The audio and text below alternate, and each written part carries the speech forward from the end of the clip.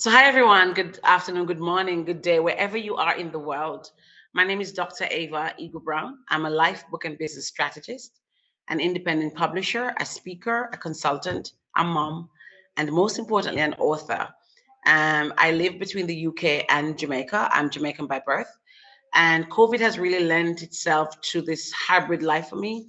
So, at the moment, I am in the Caribbean, where I actually enjoy the sunshine because it's winter in the UK. That's beautiful. You are living on the better part of the world, no? Is that when it is winter, you run away. When it is summer, you come around. So you are enjoying the Caribbean. So how are the Caribbean today? So the Caribbean is really sunny. It's a beautiful morning. It's just minutes to 9 here in Jamaica. It's really nice and sunny. We had a drought period and we had the first set of rain yesterday. So Mhm. everybody's in a happy mood. The grass is happy, the animals are happy, and I'm happy. And so it's a Wow, that is nice, beautiful lovely. day. All right. So Eva, were you born in Jamaica? I You do was, you want? yes. All right. Tell me a bit about your teenage years. I'm interested in that story. Oh my God. So my years were quite interesting. I had a very tumultuous childhood. And Mhm. my teenage years saw me really trying to run around the world, almost run around the Jamaica, trying to find somewhere to live, trying to find where I belong, trying to survive, really. I don't know if you've heard about my book, The Mango Girl, which is my life story. It's out. That's And it really interesting. chronicles my life from birth until about 37 years old.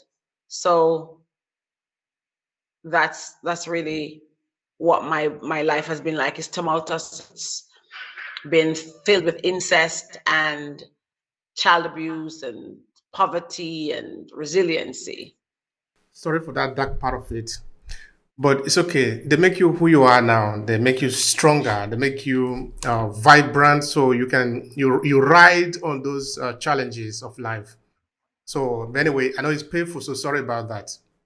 The reality is that they make me who I am today. I'm stronger because of them, and they've really prepared me for life. Because when I get into challenging situations, it is those childhood experiences that really help me to navigate life. That's true. That's true. We are made up of the stories and the experiences that happen to us. All right. Now, how did you get into business? That is important.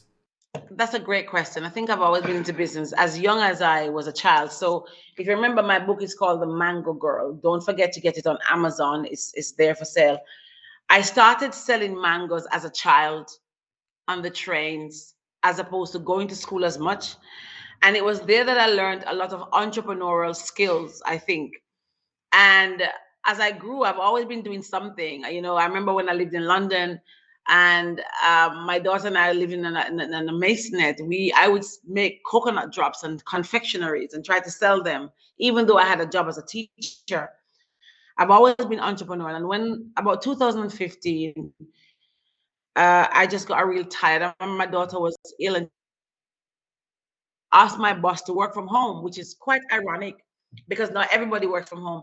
And he wouldn't give me. And I remember just sitting at my desk and feeling really frustrated that I wanted to be home with my children, because I was a single mom and this man was being difficult.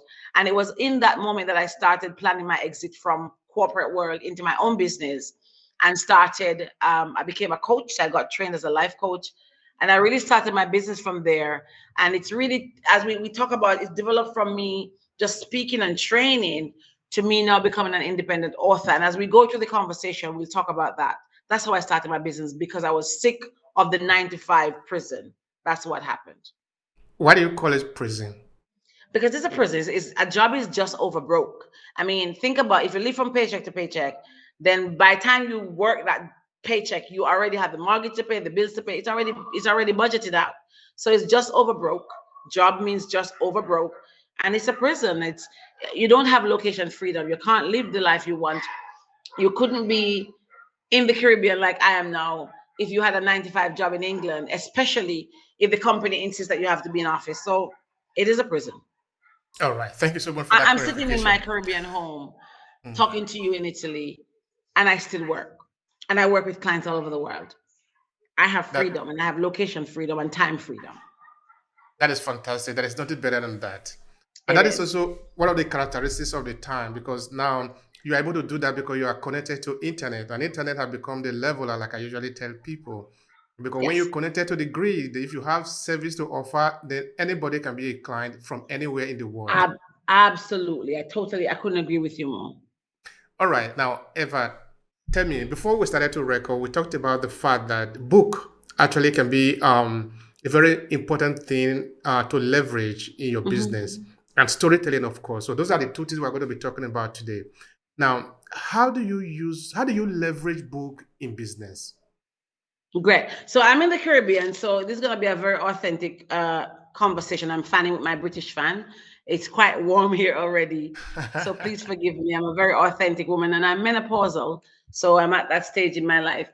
A book has been a big leveler and leverage for me. I tell my clients all the time when I work with them on their books that it was not until I wrote my book. I wrote my story.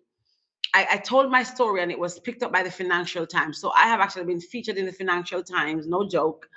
And when the Financial Times showed an interest in just a little synopsis of my story, which I was already writing, I then decided that I was going to write my book and publish it.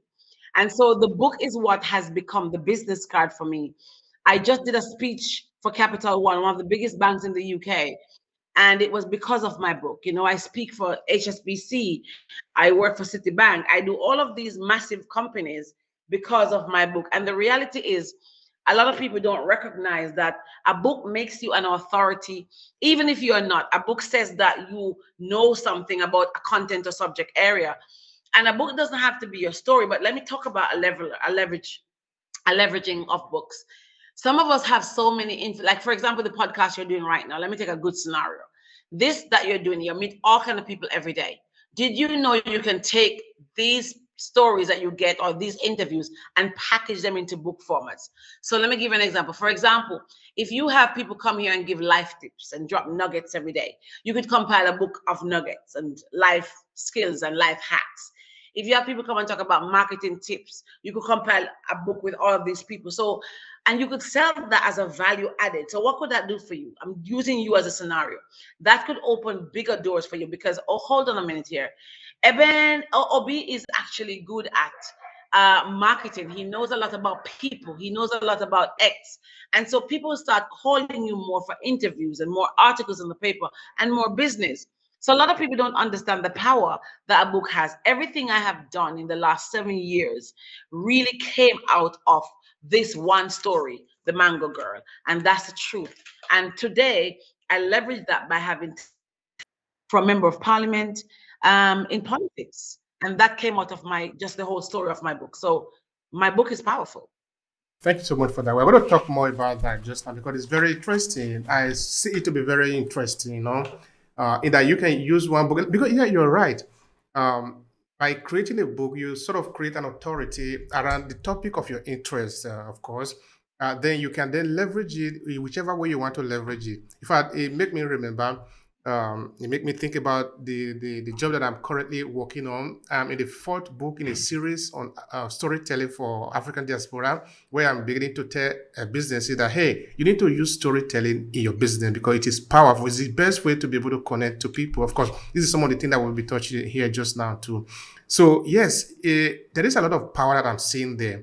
By the way, before I come to the techniques, how you use it, I am interested in that story. Give us a kind of a small nugget of the book itself, The Mango Girl. What is it So about? I'm gonna read this to you because the blurb, and when I teach people about books, when you're writing, let me drop a tip here because and if you want to write a book, please come and talk to me. When you write a book, the two most important thing at the start are the cover, the title of the picture, really important.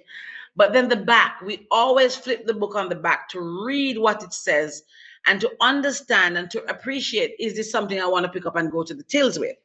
So the Mango Girl says, growing up, being abused by her father, deemed unworthy of the love of her mother, ashamed of her upbringing, living in an environment that few survive, and nowhere to turn but within, the Mango Girl was determined her life wasn't going to end the way it began. From a very young age, Dr. Ava Eagle Brown learned the life lessons of perseverance and survival. God, that could not be further from the truth. That is so true. That is so true. That is so true.